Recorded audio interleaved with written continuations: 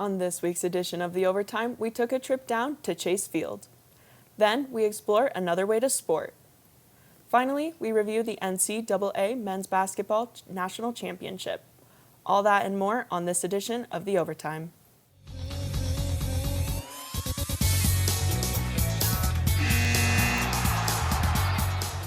Hello, and welcome to The Overtime, Northern Arizona's only sports show. I'm your host, Aishea Tanaka, and today I'm joined by sports reporter Hannah Hamilton.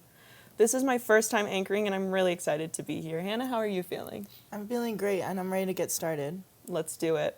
Last week, the Coconino Panthers traveled down to Phoenix, where they faced the Cactus Shadow Falcons to compete in the 2025 Nike High School Baseball Challenge at Chase Field.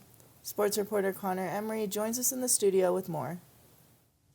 Thanks, Aishea and Hannah. I traveled down to the Valley last Thursday to see Coconino play in a Major League stadium. While the Diamondbacks were away, Coconino took over Chase Field to face Cactus Shadows. Coach Caristo Tabarez says he was proud for his team battling in a 4-2 loss against one of the best teams in Arizona. Cactus Shadows is the top 5 team in the state, and we've been saying all year that we're a top team. We can compete with anybody. I think we obviously want to get a win, but I hope the guys realize that we were right in it, full 7 innings against one of the best teams, showing quality pitching. They hit us, we had our chance also, so I think it was awesome. The Panthers gave up 3 runs in the first inning despite having 2 outs. Coconino clawed its way back, scoring 2 runs in the bottom of the 4th. As Romero pitched a complete game, holding the Falcons to their second lowest hit total of the season. For me, I just need to get my slider outside a little bit more. And with 2 strikes through down the middle too much, and they just hit it. That's where those 3 runs came from in the first inning. So if I just do better on that, then we could definitely shut down a team like this in the future. Tabarez says it's a unique experience for the program to play in a professional baseball stadium.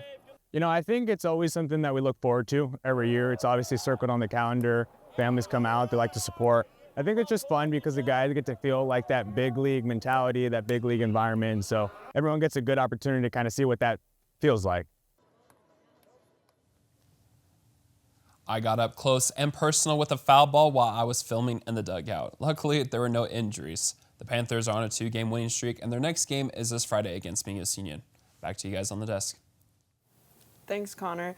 That sounds like a unique opportunity for the Panthers. We're glad you're okay after that hit. Absolutely. While on the girls' side, Caitlin Tsao and the Panthers softball team are having yet another great season. Check it out. Coconino softball beat the Poston Butte Broncos 6-0 in a snowy matchup last Friday.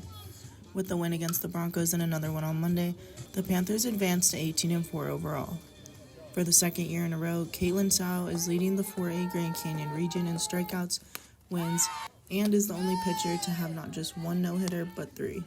I think we did pretty good. Our defense was on and our hitting was on. The first couple of innings were kind of slow, but I think we came in and everybody came together. It was pretty cool too, but other than that, offensive, defensively, it was a good team win. With the weather being as frigid as it was, hitting can be difficult, but Coconino had no problem on Friday. Destiny Villas leads the 4A Grand Canyon region in RBIs at 25 and has 22 runs on the season so far.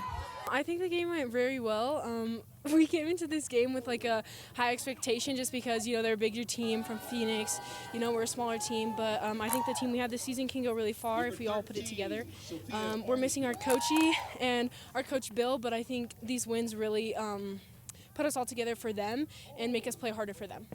Playing second, our shortstop, number 4, Emma Kennelly.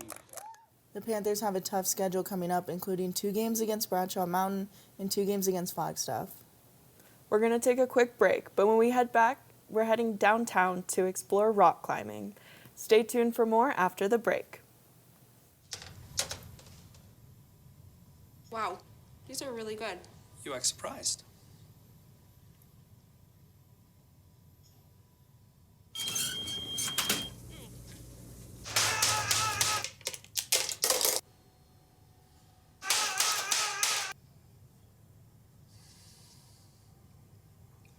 Practice makes perfect. You don't have to be perfect to be a perfect parent. There are thousands of teens in foster care who don't need perfection. They need you.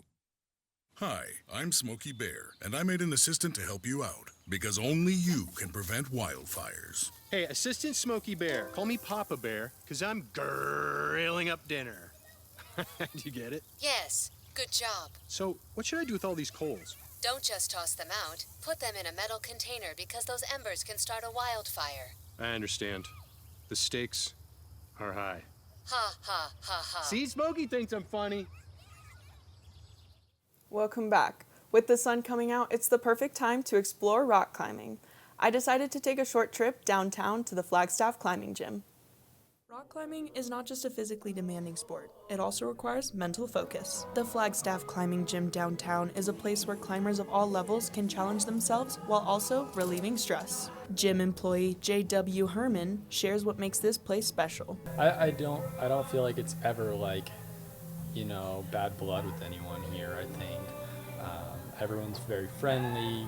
I think that it's a very, very safe community, and it's really easy to talk to everyone here. For longtime climbers and members like Hannah Doskis, the sport is more than just getting exercise. It's about overcoming mental barriers. I think humans are meant to climb, but we also have those natural mechanisms that prevent us from doing dangerous things, and it's like a unique combination of being able to push yourself physically and then balance that mental side of things. Other members, like Trevor Slattery, find the comfort in climbing through the repetitive nature of the sport. Recently, I haven't been climbing for quite some time, but normally I would do big wall climbing, which is more of just a mental thing. It's repetition. You're out there for 12 hours, but it's not that difficult. You're not hanging up on anything. You just kind of go. It's kind of zen, try to get in the mood, and it's not so much about exerting yourself. Herman, who is a climber himself, agrees that climbing offers a unique way to clear the mind. I think it does help you manage your stress levels because it kind of puts all your problems that you're thinking about outside of climbing away. Maybe even, going as hard as you can on the wall will help you relieve some of that stress. And personally, I think it helps me. I have to say, I actually have gotten into rock climbing myself recently, and it's been surprisingly calming. I'm glad to learn that other climbers share that feeling of relaxation. Hannah, have you ever tried climbing? I have, but I think I'll stick to sports on the ground. And you all stick with us after the break to talk men's basketball. Multiple studies have shown that marijuana can slow both driver reaction and response time, which can be really dangerous. He's here. He's here. Wait. What? I can't drive. Why? My. Oh.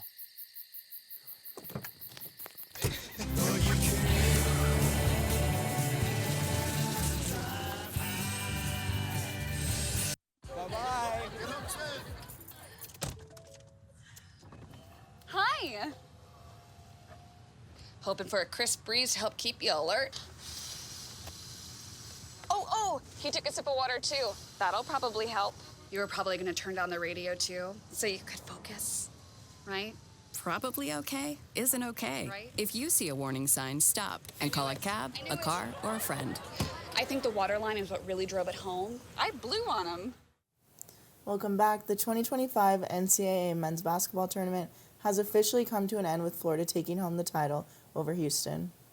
Sports reporters Austin Williams and Brian Adams are in studio to break down all the action and give us their thoughts on the tournament. Thanks, Aishea.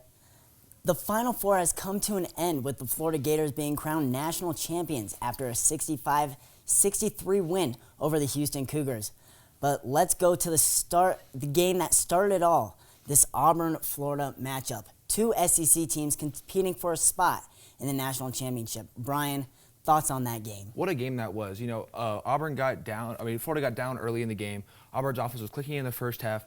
But Florida, who's known for being more of an offensive team, kind of turned into a defensive juggernaut because they had to get back in the game and get some stops. And they were able to, and Walter Clayton Jr. was the difference. Finished with 34 points. Bruce Pearl said after the game that, he is the game changer. That without him, Florida doesn't make it this far.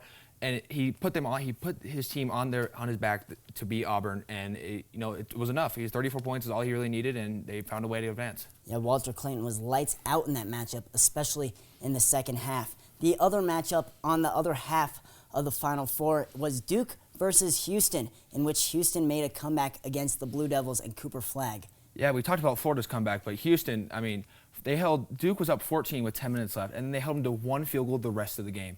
And then for Duke, what a heartbreaking way to lose. You've lost 4 games all year, and they're all within one possession, coming down to the last 20 seconds of the game. And Cooper Flagg, he was the MVP of this team. He carried them all the way to this Final Four, but at the end of the day, he just wasn't able to make these clutch shots at the end to take that Duke team over the hump. There's a great young coach at Duke, John Shire.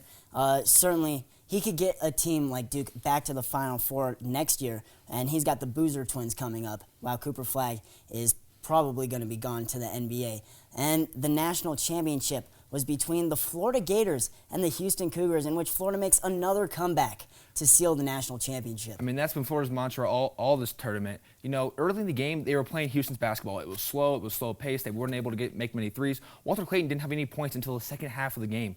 But eventually, Florida was able to kind of find their groove. I think they were down 12 at one point, and they got stops. I think that's the biggest thing about Florida's team this year is that even though they were on offensive power, they were able to get stops when it mattered, and that's what won this game for them. Houston's offense wasn't able to show up. And the clip of Emmanuel Sharp, he had the ball and just went up and forgot to shoot it, and I think that's part of the adrenaline. And in this clip, we'll see the shock on Coach Kelvin Sampson's face. Yeah, I mean, I think for Houston it's just a hard thing. You get there, you have 2 opportunities at the end of the game to get a bucket, and you just aren't able to get a shot off, which is just so heartbreaking for them. And Todd Golden, he is a Valley native, went to Sunny Slope High School in Phoenix, and was able to bring relevancy back to the Florida Gator program and give them a national title. Now back to you, Aishea. Thank you, Austin and Brian.